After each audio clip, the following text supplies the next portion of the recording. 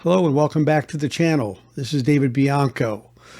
Today I have a very interesting interview, someone who I've really been excited to speak to, Susan Rogers. She's the breakthrough engineer that spent nearly 5 years with Prince during his really hot formative years, starting with Purple The thing about Susan, beyond being a female engineer in a arena that normally doesn't have gals involved, is that she learned on her own and really did it the hard way, kind of like Prince himself. And she really was a person who broke the glass ceiling and also moved on to do some of her own work in production and mixing and engineering beyond Prince. But today we're going to talk with her on that, but more so about what happens in the studio. What goes on? What is going on when you do the recording process? What is the producer responsible for? What is the engineer responsible for in the mixing? Talk about mixing and the remastering and even remixes that have gone on and get her opinion on that. And talk to her about her new book, which is really an interesting piece of work. So stay tuned for this special Safe and Sound Texas audio excursion. Well, hello, everybody. Today, I wanted to introduce you to Susan Rogers here, who has graciously accepted an invitation to talk a bit about her background, career, and especially the recording process, because I think we all kind of want to know how the magic happens. That's a little bit of pull back the kimono a bit and see what happens, because we've been focusing a lot in the vinyl community about mastering, as I talked to you about earlier, and that process, but really, what goes on in the studios. So Susan, thanks for joining me today. Thanks, David. It's a pleasure to talk with you and your audience. Thanks for having me on. It's great. By the way, Susan has a book out. I want to make sure I mention that because I've read part of it. And if you want to give us a little bit of snippet about what that's about, I want to make people aware of it right out of the box. Oh, it's called, thank you. It's called This Is What It Sounds Like, What the Music You Love Says About You. I've had this long career as a record maker, 22 years, and then I had success as a record maker. By record maker, I mean I worked as a producer, an engineer, and a mixer. And then I had a hit record in the late 90s, so I went to college with that money. I did 8 straight years and got a Ph.D. in music perception and cognition. So all of that has led up to my writing this book about music listening with the focus on the act of listening, the consumption of music rather than the creation of it. So I'm writing about music listening from the perspective of a record producer and of a brain scientist and of what I am, which is a lifelong non-musician. I don't play or write or sing, never had any desire to. My relationship with music is strictly on the receiving end of it. So that's what the book is about, and it's available everywhere. Great. Yeah, I got it on Amazon, been reading it on Kindle, and it's really interesting with the chapters, how you break out different kind of music. And it's kind of a challenge almost by reading it. It kind of challenges the reader to get into some things maybe they're not as used to. Describe that, because I think that's really cool. Yeah, so it's organized a little bit like a record poll, and I'll bet your viewers know what a record poll is, even if they don't know it by name, but we used to do it in the recording studio a lot. So a record poll is when you get together and you bring 2 or 3 records, songs, pieces of recorded music that just wipe you out, that you just love. And when it's your turn, you go around in the circle, you play records for one another, songs for one another, not the full album, but you play a track for each other. And what your job is you have to say why that record just makes you weak in the knees. And you have to reveal a little bit of something about yourself. It's an intimate form of sharing, because when we listen to music, what happens up here in this private place in our brains, it's private to us. We could talk about the neurobiology of that if you were interested. But when we listen to music, it activates circuits that are involved in our self-awareness and our self-identity and our self-consciousness. So when you are sharing with someone and describing, this is the record that just kills me. And here's what it does. Here's what I'm listening for. Here are the parts that make me crazy. You're sharing a private part of your psyche. And when they do that for you, you're getting to know your friends better. And you're also getting turned on to new music that you might not have liked otherwise. I did not structure this book to be a vehicle for the music that I love best. Some of the records I talk about are records I love. Others are records that I don't. It's not about me and my taste. Right. It's about the listener and their taste. Right. Yeah. So it's about the broad expanse that's out there and kind of what does trigger us one way or the other. Yeah. Yeah, I had a recent interesting experience in that arena, and that is I'm a big fan of ELO and Jeff Lynne, with all the work he's done. And I think we all know, their hits and, their albums that were big and everything. But his first album when he came back in like 2001 was called Zoom. And it's a very not well-known album. And they didn't make many. I have one, and I think it's worth like $600 because they didn't make many. And it is on CD, but it didn't sell very well. But when I listened to like the first 8 of 12 songs on there, they were like so categorically perfect. Jeff Lynne, it was kind of like he had pent up inside, I think, all of that for those years when he wasn't making it. And he just, it's just perfect. The writing, the music, it just kind of embodied his whole works up to then. And it just, I don't know, it just hit me in a way. It was like, wow. And so few people know about that album. Well, that's mysterious because it sounds like it should have been better received. What was it about that record that connected with you? What did you love about it so much?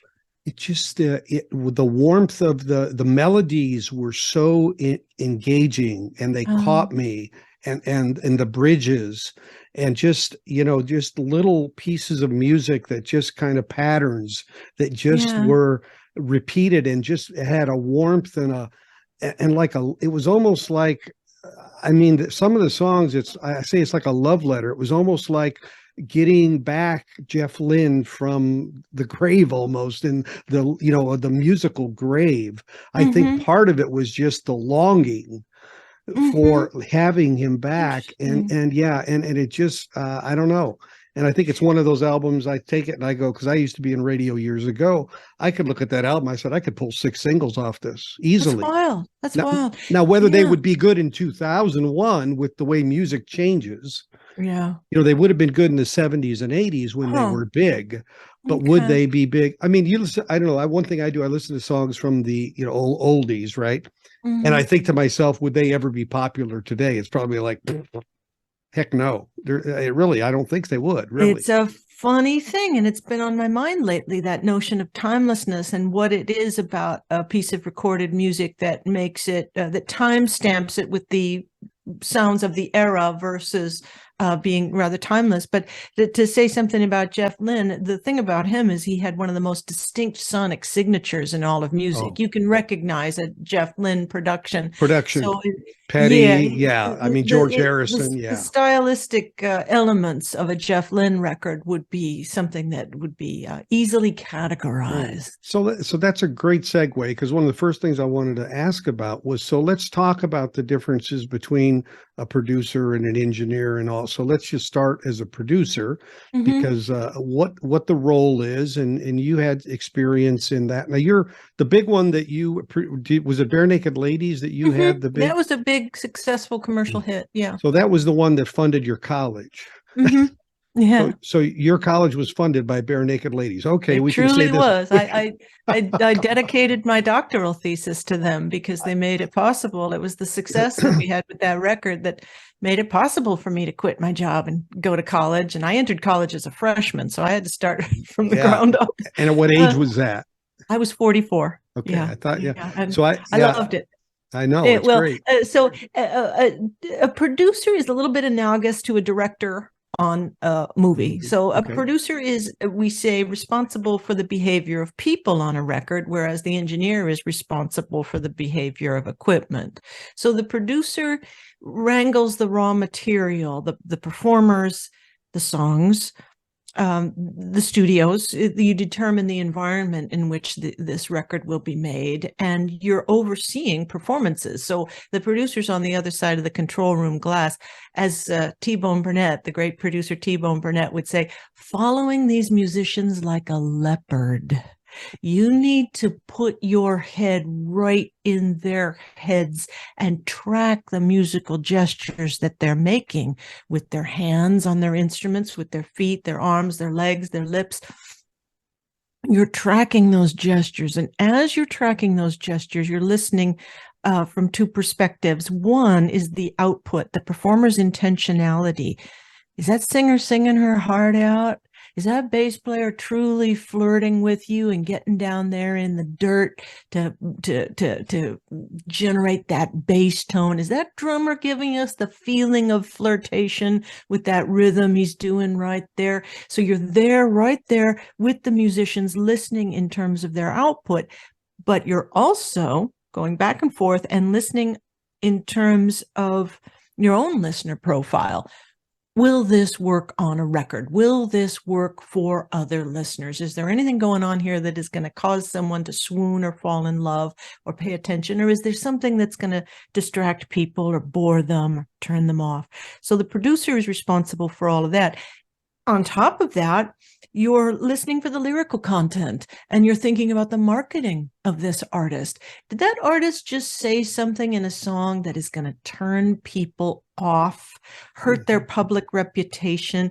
Are these lyrics too vague or obtuse? Are they too simple and plain? So all of that is the producer's responsibility. Like casting actors in a film and noticing their chemistry between them. It's a nuanced art. The engineer, on the other hand, is closer to the cinematographer on a film.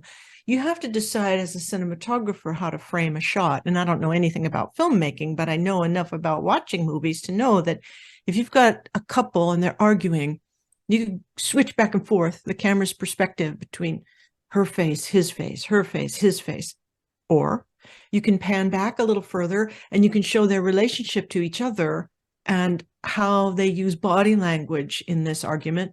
Or you can pan the camera further back and show not just this couple, but their apartment and the view out their window and maybe the pictures of the family on the wall, the whole context in which this argument is taking place. So that framing gives us subtext as to what's going on. Likewise, in the recording studio, how you mic musical instruments, whether it's dry or reverberant, whether you mic your piano, let's say, to perform a melodic role or a more percussive role. Is this instrument an accompaniment or is it the star of this ensemble? That's the art of engineering and mixing. That's very interesting. Now, you can have a different person do engineering and mixing. Is that true or false? Yeah, and in my era, that's the most common thing. So in the olden days, in the 50s and 60s, and in the early 70s, the engineer would also mix the record and that's the final stage of it, of combining the individual tracks into a stereo mix. But starting with Bob Clearmountain, late 70s, early 80s, and his work with Roxy Music, Bob Clearmountain ushered in the era of the superstar mixer, the engineer who was so talented at mixing that you wanted to hire that person just to mix your record. And then we were off to the races. So in the 80s and 90s, the star mixers made a lot of money. It's almost a ridiculous amount of money, as much as the producer for sure. But that was necessary because a bad mix can break a record and a good mix can make it, just like a bad producer can break a record and a good producer can make it. So yeah, there's a lot of responsibility in that mixing role. Yeah, there's a lot of cooks in that kitchen, so to speak, and to deliver that end product. Yeah. I've worked in all three roles. I've worked as an engineer and as a mixer and as a producer. I love them all. They all demand that you bring a different skill set and a different listening mind to the work you're doing. You know, there's a lot of discussion today because there are remixes coming out. Giles Martin is remixing Beatle albums that his dad had done. and that type of thing. And, it's kind of like, so how much, and so there's this discussion about, well, back then when they made it, everybody was in sync with the intention of the artist or how they really wanted to hear it Yeah. versus what's happening now. And I noticed there's probably not a lot of, I haven't seen a lot of remix stuff for Prince, for example, out there, but I don't follow it real closely. How much has that been going on to your knowledge? I don't know. I don't follow that closely either. I can tell you my perspective on things like that was very much shaped by Prince. And I'm not a big fan of remixing. I don't like the idea of it. I myself wouldn't want to. I would want to tackle it unless the artist specifically requested it. The reason I feel that way is, in a certain way, it almost kind of diminishes the art form. I mean, what would it be like to just say, I think I want to remake The Godfather or Apocalypse Now or one of those films. I want to remake that movie. The implication is, I don't think they quite got it right the first time. I think I could do a better job. I'm going to make this movie what I want it to be. Or I think I'll rewrite, I don't know, some great novel or whatever. Really? Seriously? Redo a painting, right? Redo a painting. Yeah, it's going to redo Van Gogh's right. Starry Night. I don't know. I don't know why we should be so dismissive of music. Of course, a pop song 3 minutes long is somewhat disposable, but is it really? Is it really? Should we have that attitude toward it? I personally don't. Yeah. And I think these, frankly, some of them are because of the limits of being like a 4-track originally. And now they used actually some of the Peter Jackson digital technology to extrapolate some of that sound a little more. But it's really, I don't know. I just, plus for me, having listened to it from the day it came out, you kind of have this, this picture in your brain. Yeah. And I really just, it's interesting, but it's not my go-to. You know what I mean? Yeah. I've said this for a long time, but when we're in the recording studio, we're simultaneously making two kinds of objects. You're making a musical object and you're making a sonic object. Listeners don't go, or they didn't go in my era, into record stores to buy sounds. They went into record stores to buy music. The sound is always subservient to the musical ideas, or it should be anyway. I learned that from Prince. It's the music that dominates and the sounds are just along for the ride, basically, which worked out well for me in my career because I was just learning how to be an engineer when I was with him. But folks who want to take a 4-track where maybe the drums and the bass are all on one track and separate it out, what they're saying is that we're not modifying the music here. What we'd like to do is modify the sound. Okay, fine, fair enough. But as you said, is it really going to enhance or in any way fundamentally change the musical experience that's going on in the listener's mind as they listen to this record? I don't know. I've always been a servant of music more than a servant of sound. Yeah. Yeah, and it's funny that, in some ways now, beyond not remixing but remastering, where they remaster, sometimes the nuance of the capability of drawing out maybe a little bit more out of what was there originally and not changing it is auditorily pleasing. True. Because it's a little cleaner, but it really isn't fundamentally restructured in any way whatsoever. It's just you saying, I hear congas. I didn't hear. Yeah. So it's kind of like putting on a better set of ears or whatever. And in fairness to the trained musicians out there, I've been reading about this recently, the difference between the listening modalities, shall we say, of a trained musician versus a non-musician like me. So when we have musical training, years of musical training, we have a capacity to listen analytically, to break down chords into their component pitches, and to hear subtle differences in sounds that will kind of go over the head of untrained listeners. So this is shown in fMRI studies of the brain that when trained musicians listen to music, they're using more analytical and actually more motor action-based circuitry when they listen to music. They're imagining what it's like to play that Right. And that certainly could be enhanced when you can hear more detail on a record. For non-musicians, we're more likely to activate circuits that are involved with self-awareness and self-consciousness, mind-wandering, self-imagery. We're not doing that detailed analysis of a record. We're doing more synthetic listening to the Sure. global whole. These are all equally satisfying and Sure. rewarding. They're just slightly different. So for me to be dismissive of an audiophile recording or a remix or something that enhances the imagery of it is pretty unfair of me. I mean, there are people who are perceiving real differences there, and it improves the experience for them. Yeah, I mean, a good one, one that is done well, like they just started to do the Steely Dan catalog.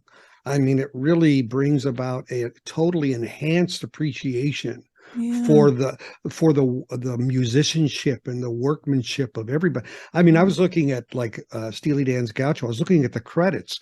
There's like 6 women engineers on that thing.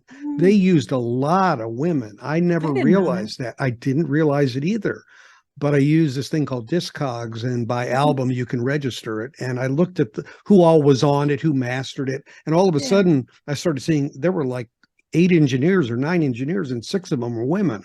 And I That's thought that is so cool because that was, back in the 80s, It's obviously. hard to do. Hard to Yeah. do in those days. There just weren't that many of us. No, but they were I think those guys, Fagan and Becker, they were, musically, they really were very nuanced, I guess I would say. Yeah. And I think Yeah. they were probably in their approach. They wanted to take new approaches and respect the musical aspect of it, or the musicality of it. And that is why when these new releases are coming out of remasters that Bernie Grunman's doing, they just sound so much more open. And it's just, oh, I mean, because like Can't Buy a Thrill is one of my top 5 albums. And I love that too. I know. And I just sat there and my jaw hit the ground when I heard it. Wow. I couldn't believe it. So yeah, and so that kind of value add to it, as opposed to restructuring. Yeah. I think, yeah, it's true.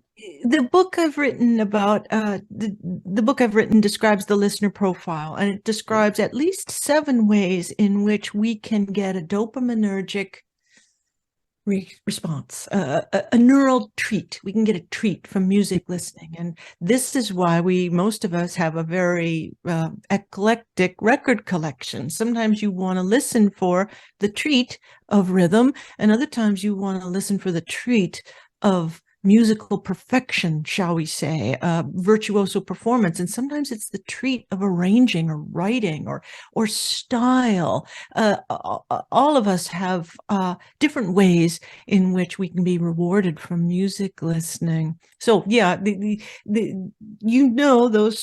oh, I've got my phone ringing here, but it's muted. We know those Steely Dan records. Musically, we know how they go. We know the lyrics. We know the parts. We can anticipate the changes that are going to come up. So you're listening to a remastered record, not because you want to hear something new in the music. You want to hear something new in the intricate details of that music. And that's a path to a reward in your brain. It feels good. Yeah, and I can remember where I was when I first heard Do It Again, because it sounded so different than anything else with the way it started, that first minute. I'm like, that is so totally different in the pop realm or rock realm, that it just intrigued the hell out of me right from the get-go. And thank goodness the rest of the album lived up to that as well. But that was just such a unique sound. And I really love to hear great musicianship that's well recorded. And that's why, I'm not a big jazz fan, but when I listen to jazz, I really like, the musicality of hearing those instruments. It's very clean and precise. And it's a there you are in there. You're sitting there. It has that kind of feel. And I just think that makes it very personal. That's one of the dimensions I wrote about in the book, is the dimension of I contrasted realism with abstraction, but all of us have, when we listen to music for pleasure, we have a place where our mind goes visually. Well, nearly all of us, I should say, but we have our visual fantasies that we enjoy. My co-author and I did research on this and collected a lot of data from music listeners in the United States. I always assumed naively that everyone pictured the same thing that I do when I listen to music, which is I picture the band in the studio. And I've done that ever since I was a little kid. I think I was born to be a record maker because when I'm listening to the records I love, I want to visualize the players and singers in front of me. My co-author is completely the opposite. Visualizes abstract shapes and colors when he listens to music. And perhaps, well, non-coincidentally, that are made with real musical instruments, instruments that you can see and touch and made in real time by real performers. My co-author prefers electronic records, instruments that are designed in a computer and that actually don't have any physical correlate. I think the music that we love, thankfully for all of us, it's different based on the sort of treats we're seeking out as we choose a record to listen to. Mm-hmm. Yeah, and and again, that's where it becomes so unique for everybody, and there's no. And Yes. that's like when people review a record, or when I do that too. And I'm like, there's no right or wrong. This is just what I'm hearing. This is what I'm experiencing. Mm-hmm. Because there are two people can hear the same record and have a different experience fully.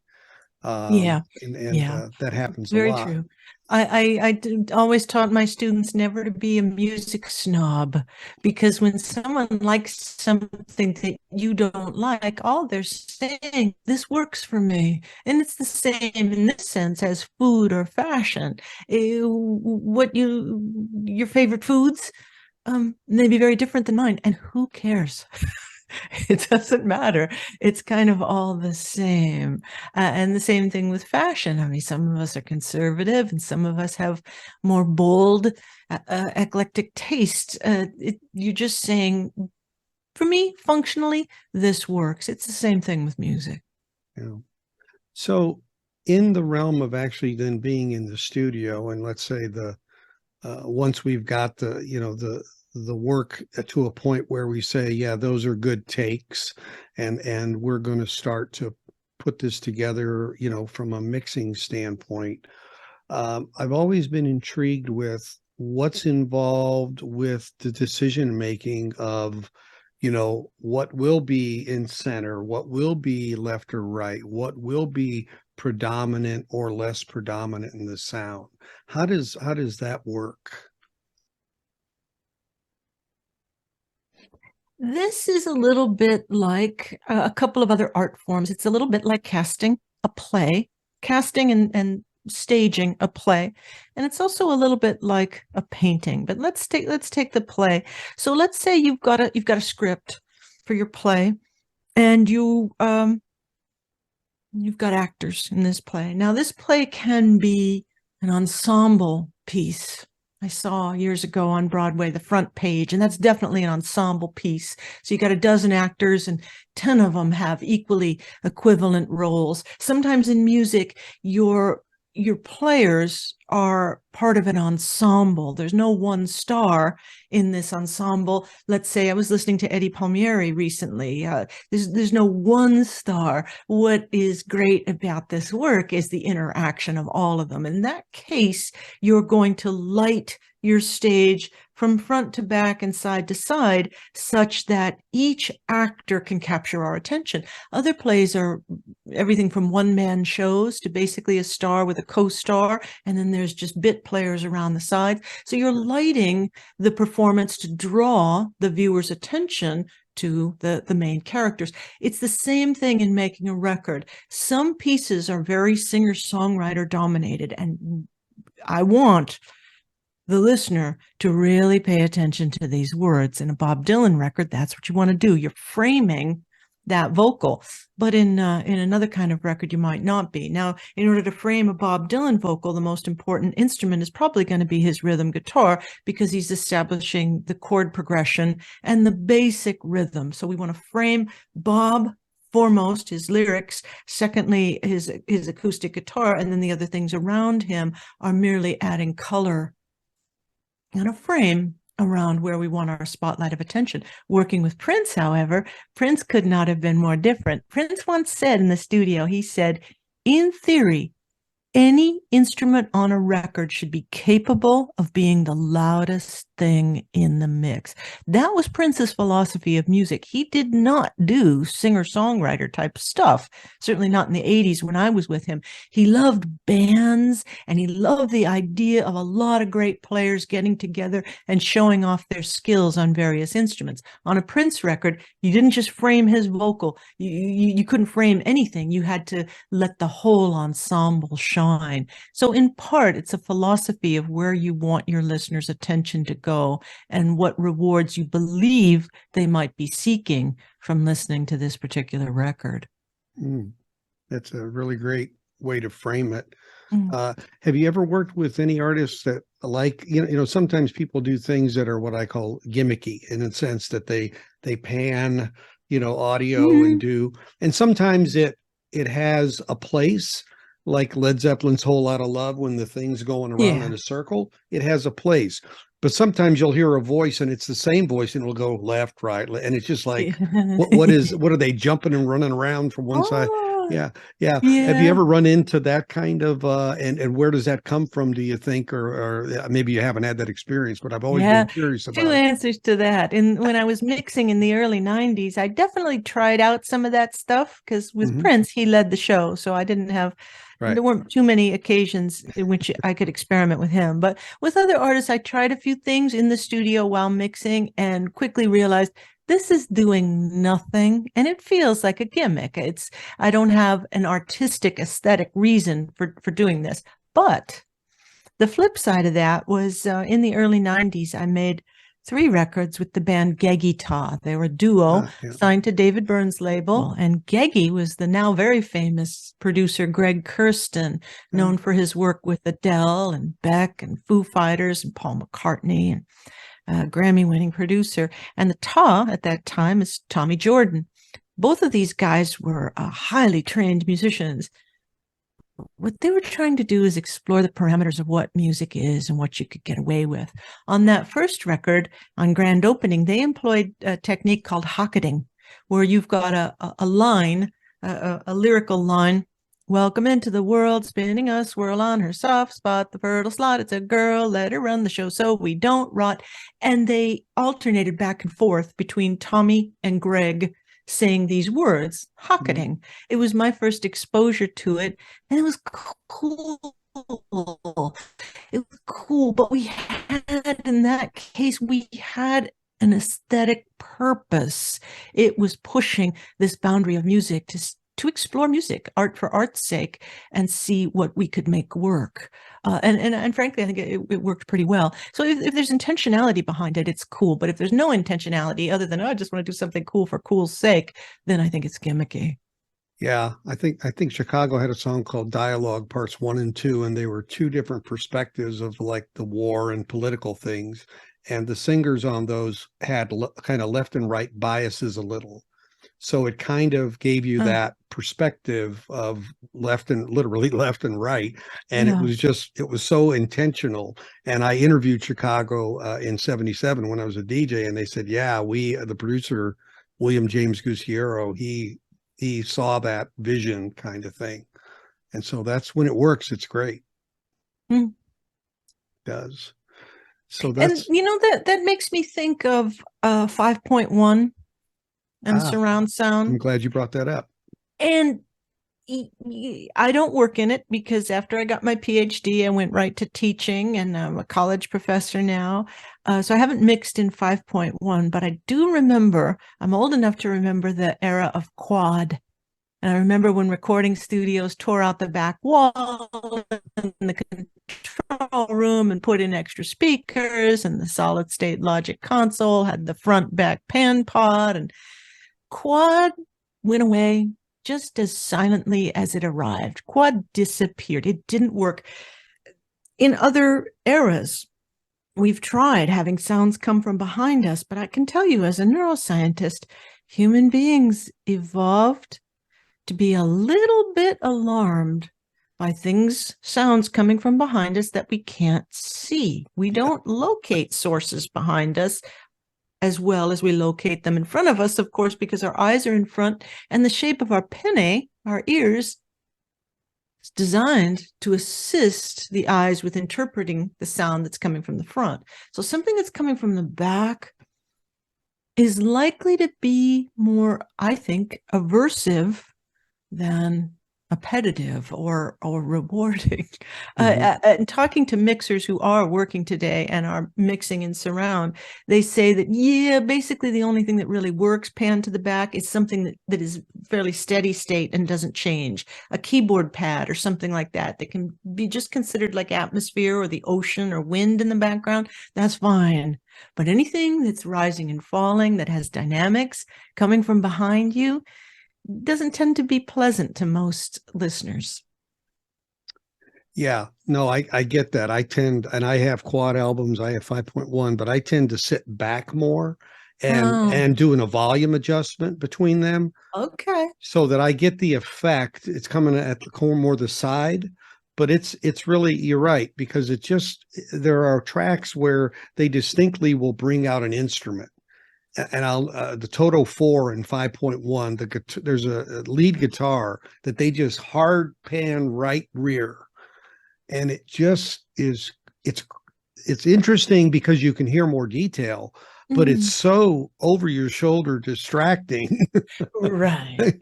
That so I mean, I've been through it, and a lot of times, I mean, for me, I like the intrigue or the experimentation of listening to it and that type of thing, but it's not really like a default mode for listening for me. Yeah, me too. But ironically, some things were built for quad, like Dark Side of the Moon was mixed originally for quad, and it is a great example of being done right, because it gives you that spatiality without that specificity. Right, exactly. Yeah, right. That you put it very, very well there. That things that are just denoting an acoustic space, like a pad or reverb returns or something like that, that's fine. But something that's specifically a sound source that's specifically behind you is not something that our human brain is evolved to be especially comfortable with. Yeah. We have to get over that reluctance to it. Yeah. And it like you said, it came and went, and there is some now that's being done, but it's a niche. It's a very much a niche. There's no doubt in the industry. So what do you miss most about being in the studio? I guess now you're academically based, but what would you say that would be? Oh, the great big loudspeakers, the big monitors, and listening to the sound of instruments and performances just coming straight out those big speakers. As the late neuroscientist Jack Panksepp said, that sound is a special form of touch, and we don't get that at home. I mean, unless you've got a very expensive sound system at home, you don't really get that experience of just being bathed in sound. That is great, but even more than that, it's the interaction with performers and serving as a mirror to help performers achieve their musical goals by reflecting back to them. That's what your performance just sounded like to me. That's what I heard in that. That's what I loved about that. That's what you lost me at that part there. Can we try it again and see if anticipate this section just a little bit, get us to lean into that, change your dynamics here. That sort of interaction with musicians is just incredible, really incredible. Yeah, and I would get, and I'm not sure if this is the way it went, but I could just imagine Prince kind of having really pulled himself up by his own bootstraps and coming through. He probably had some people who worked with him on records and musicians that maybe weren't the well-known go-to people like maybe Fagen and Becker would use, but people that he gave a shot or that he wanted to evolve into that. His spirit just seems that way to me.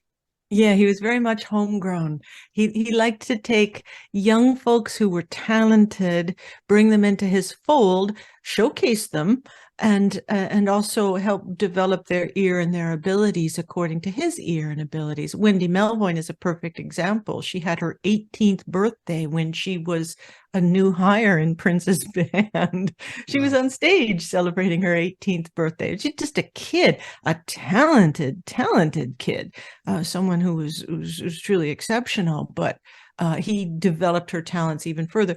I'd like to think that he did that with me as well. He transitioned me from that tech role into a more artistic engineering role, and I'm Yeah, forever grateful to him for that. yeah, absolutely. So once you do have an end product, how much, in other words, a two-track tape that says, "Okay, I'm done," or a file if it's digital, whatever. How much did the artist or anybody involved get involved when the mastering was done? In terms of that, I imagine listening to Mm. test pressings and those kind of things went on to some degree.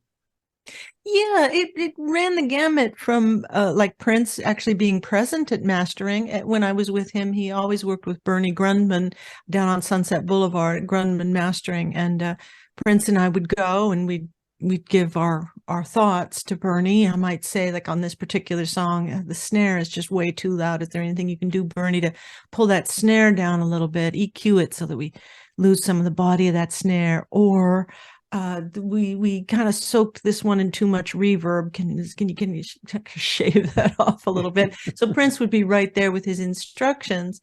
Other times, though, the artist would just leave that up to the producer. When I produced some records, I would go to mastering just by myself because the artist, they didn't care. Just get it done. It's Send me out the there. test pressing, and I'm sure it'll be fine. If you like it, I'm sure I'll like it too. So Mhm. it ran the gamut. It was always nice when they were there, but they usually didn't have too much input for the most part in the mastering phase of it. And what the producer is listening for is, this is the last chance This is it. to make any little corrections before this thing goes out the door. And sometimes you do need a little bit of help with your mixes or Yeah. values. Mixing is the only thing you can really affect at that stage. Did you, because I mean, when you were, Prince was kind of came in as vinyl was moving out and digital was moving in. And then in the 90s, it was a lot digital. But did you ever have any experiences where the mastering was done for CD versus LP, for example, and they were different, and how you saw those differences, or Mm. what your perspective is on that? Yeah, it was both vinyl and then a little bit later on CDs when I was with Prince. So you do have to master differently.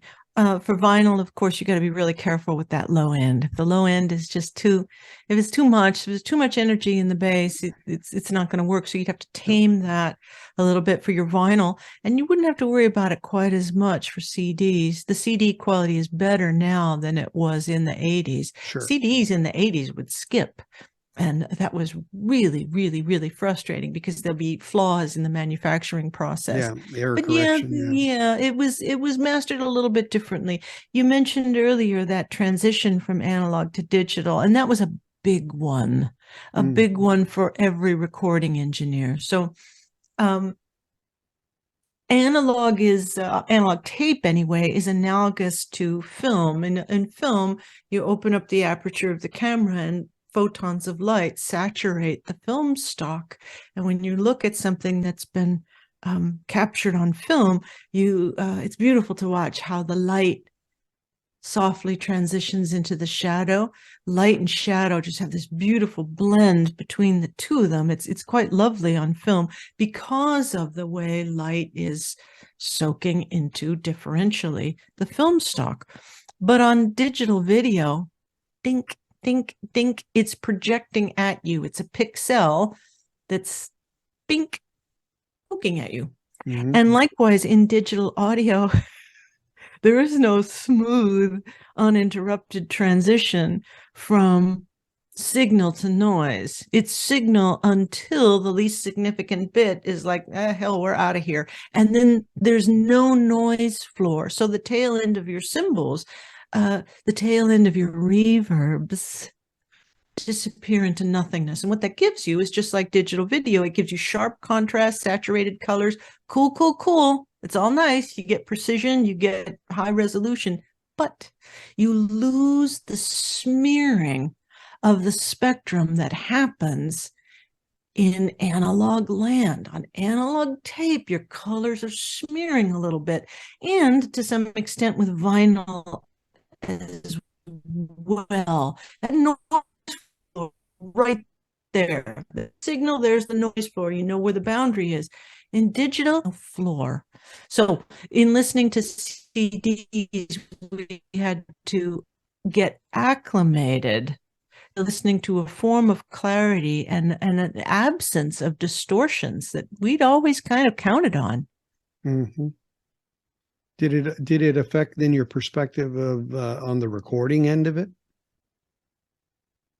Yeah, it did for me. I'm sure it did for all engineers. I used to have a heavy hand with the tube equalizers. I had a heavy hand with that low end frequencies. I always loved that, but I had to back off after a certain point, especially for vinyl. You had to back off because you'd lose it all in mastering anyway. I could have more of it in the digital realm, but I never fully learned, because I never had to, recording in digital audio workstations. I worked up until the year 2000, and all the work I did was on analog tape. I knew how to EQ for tape. Gotcha. So when you EQ for tape, you have to add some extra high frequencies. The reason is that tape doesn't retain those high frequencies as well as it does the mid-range or the lows. So just in the storage medium itself, it's gonna self-erase. It's gonna kind of lose your high end for you a little bit. So you had to add an extra boost so that when it did diminish, you'd have enough high end on your record. Yeah. In digital, you didn't have to worry about that. So when we EQ'd our normal way for a digital record that was recorded digitally, it would often sound just way too bright. We had to learn how. Yeah, to calibrate that. That's for sure. And now some of what's going on in the industry is this taking analog tape and backing it up, like to DSD or digital stream data, to first preserve the tape. I mean, the tapes are wearing, obviously. Mm-hmm. And some of these actual manufacturing processes of what they call a one step, it took out the mother and the father plates, and it just uses a lacquer. So if you're gonna make, like in the case Thriller just got re-released 40,000 units, the lacquer is good for 1,000. So you would have to run that tape 40 times to get 40 lacquers, which is very wear intensive, obviously. Yeah. So now that's why they went to DSD, the mobile fidelity thing we were talking about earlier before the show. That's why they went and took it to DSD to get that file captured as the best copy that exists, obviously, right now, because tape can only go one way, and that's downhill. Yeah, archiving is a big deal right now. So tape is, as you say, going to degrade over time. The oxide has a binding material. The oxide particles are blended with this binding material, and it's stuck on a backing. And depending on how the tape is stored and where it's stored, if it's stored in a humid environment or a dry environment, an environment with rapid temperature fluctuations, or perhaps an environment with a lot of salt content in the air, like in Hawaii or Miami, it's going to degrade at different rates. Different formulas of tape have a different level of robustness. Some of them are more robust than others. Tapes that were made, this is kind of a fun fact, tapes that were made in the early 70s had great variety to them, in part because an international consortium outlawed whaling.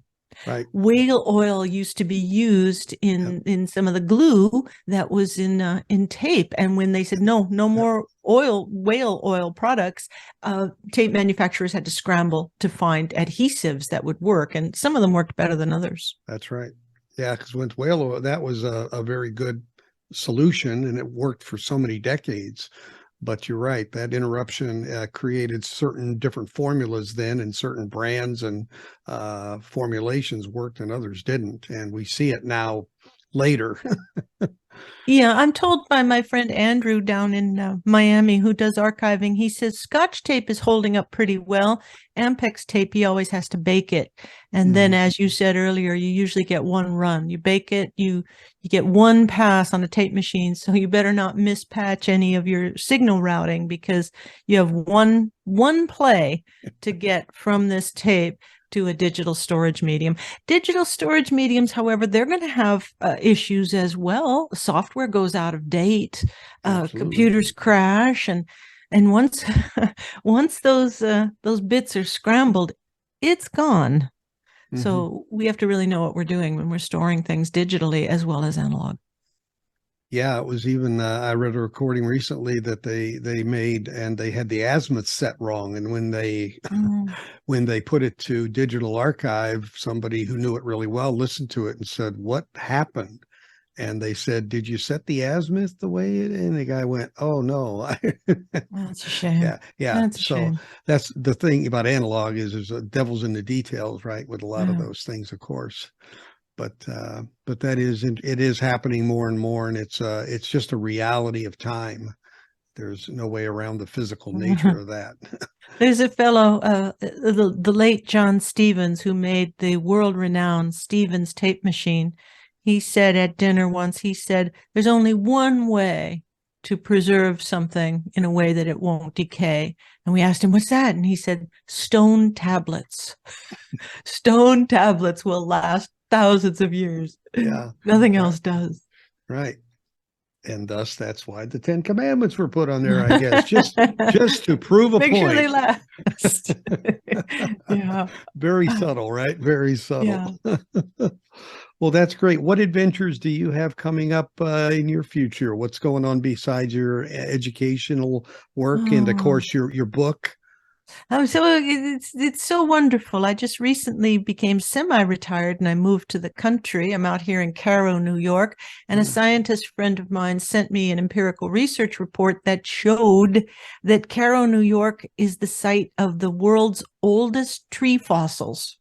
Wow. They found the world's oldest tree fossils here in Cairo. So I'm here and I'm going to be living the country life. But right now I'm touring a lot, promoting the book and and teaching and writing. And my jam, as the kids would say, is auditory neuroscience. And I'm hoping to make a greater contribution to the field of the science of auditory neuroscience. That's my chief interest right now. Sure. Yeah. And will be, I think, for life. Right. Yeah. And it's very interesting. I'd done some research in this a few years back, and I resurrected it recently. And, this whole idea, we talk about this, how your music has such a connection where I can immediately remember easily where I was when certain things happened related to music. You remember lyrics that you haven't heard in 20 years. And you can't find the keys that you left 3 minutes ago. And, and so you'll get in a little bit of that in terms of your knowledge and what's really going on with all that. Yeah, that is really a field of endless capacity for exploration. So the field of music perception and cognition is relatively young. They only really got going on that in around the year 1980. And they've just, for the past 40 years, they've been doing the fundamental basic exploration of what our brains are doing when we perceive music.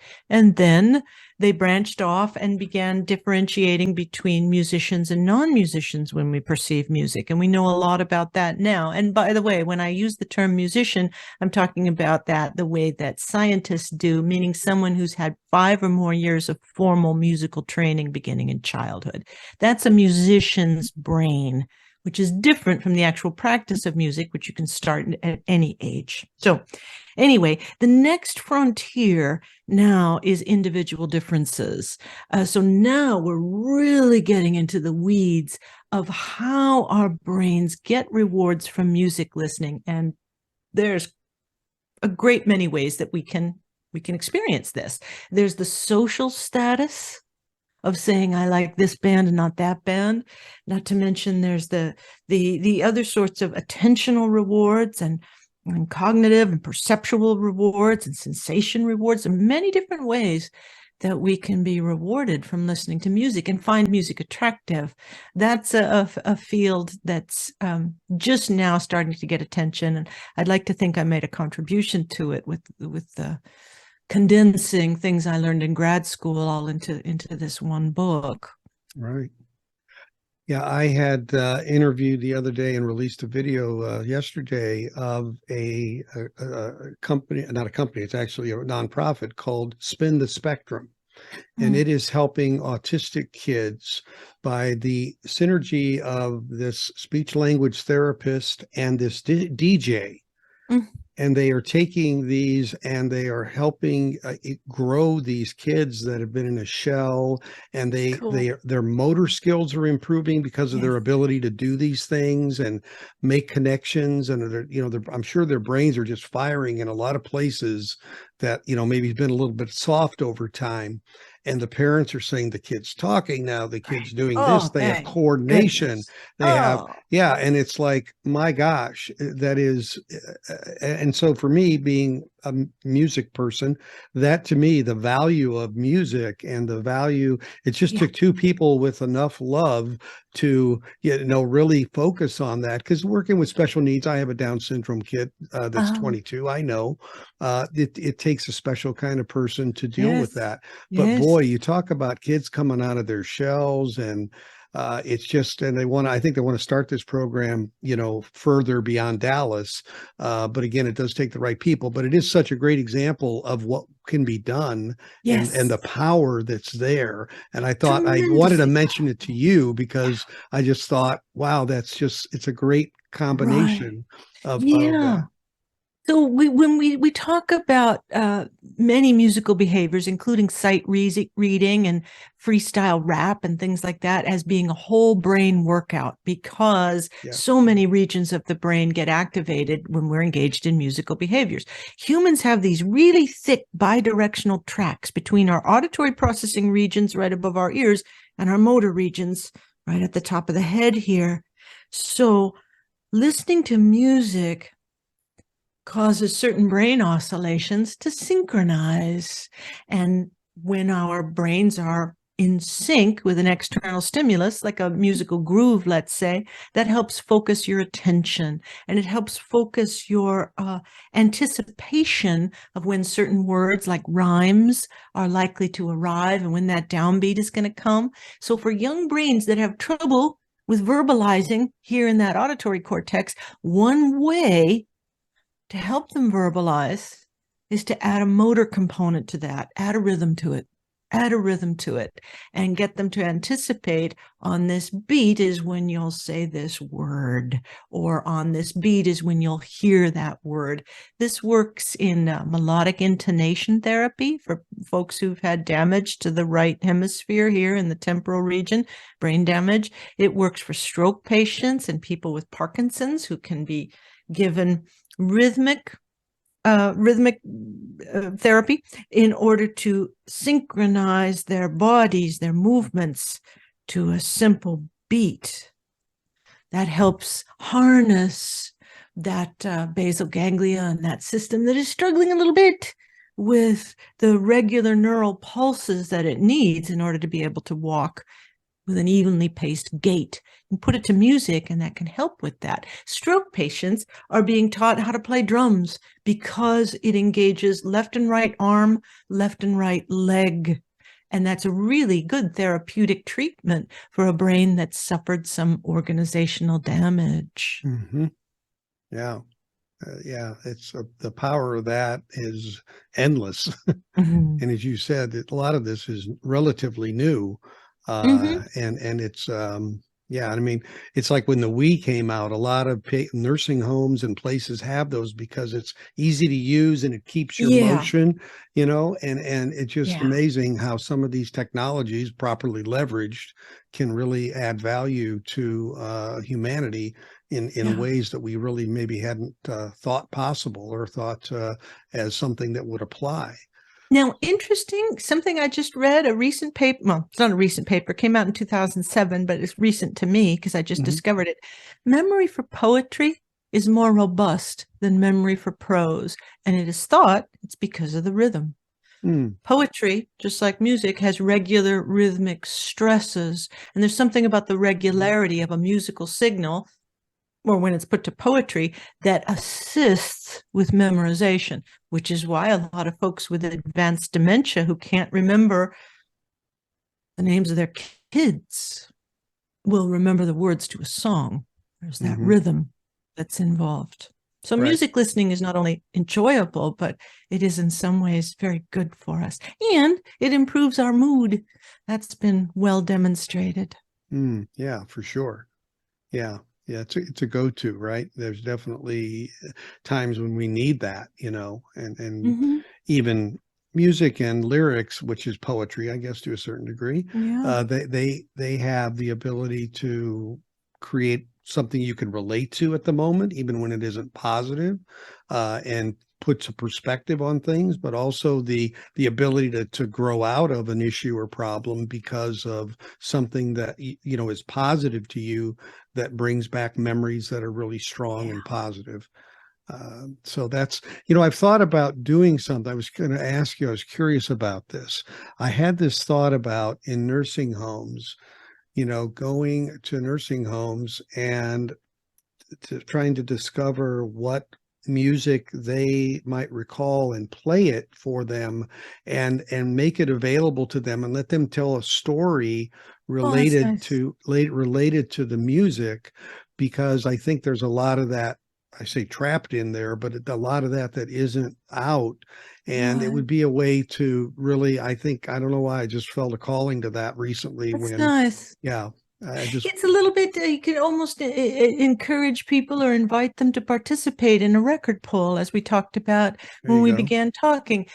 Say, let's have a poll. You do one for me and I'll do one for you. Play me a record that you love. Name it. We can stream it. We can find it. Sure. But we're going to listen to this record together. But before we listen to it, you tell me what it is about this record that you love so that I can hear it through your ears. And I'm going to do the same for you with a record that I love. That form of sharing is delightful. Now, sometimes people, they know that they like a record, but they don't have the words. They don't know. They can't describe why they like it. Right. In a record poll, we encourage each other and we set an example for others of here's how to talk about the music that you love.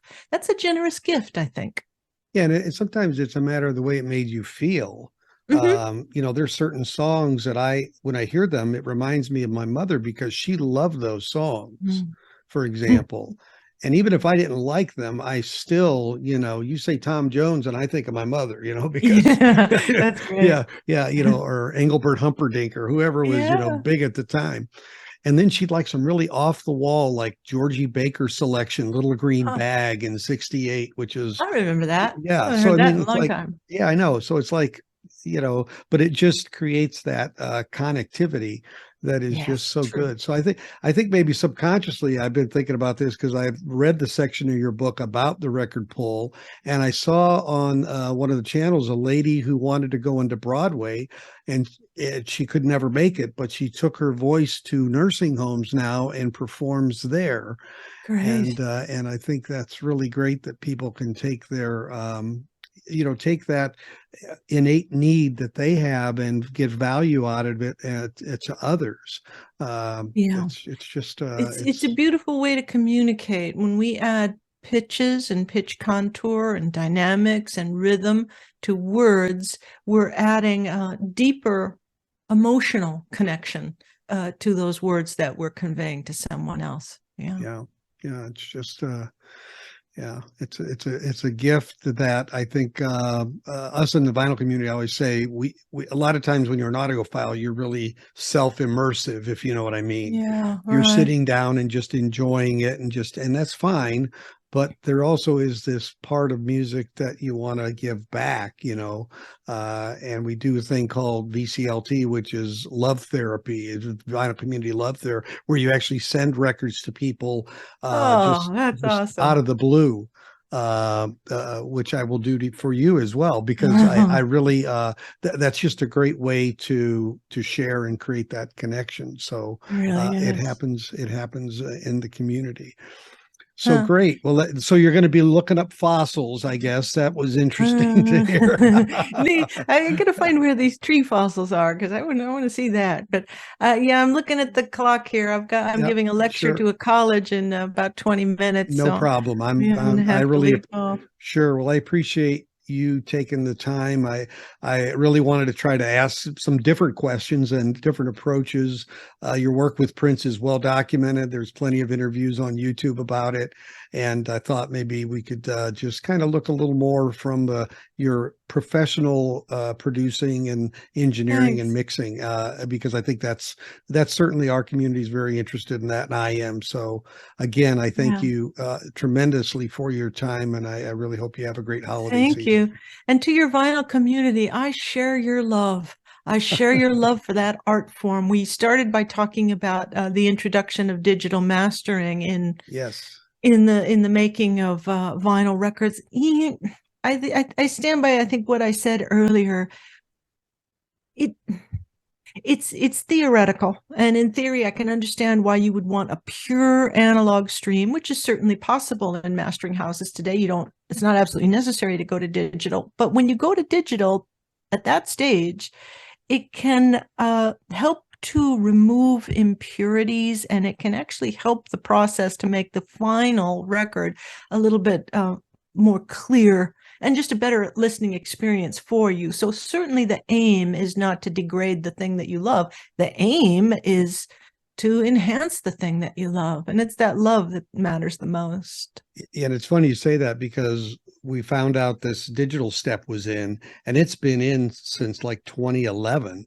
So we've been enjoying and reviewing and saying this sounds the best of any of them, and it had it and we didn't know it. Yeah. And now some people, I'm like, I listen to it, and if it doesn't sound good to me, I don't know if it's because it went digital or something. Bad mastering is bad mastering. It doesn't matter what tools you're using, right? True.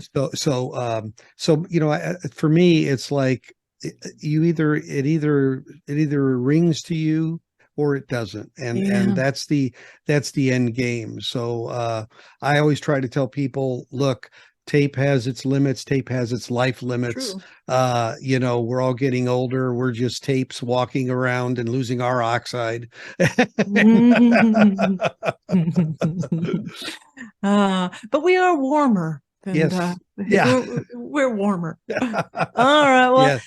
I hope you have a lovely holiday season, a good winter there, and don't get too much rain or ice.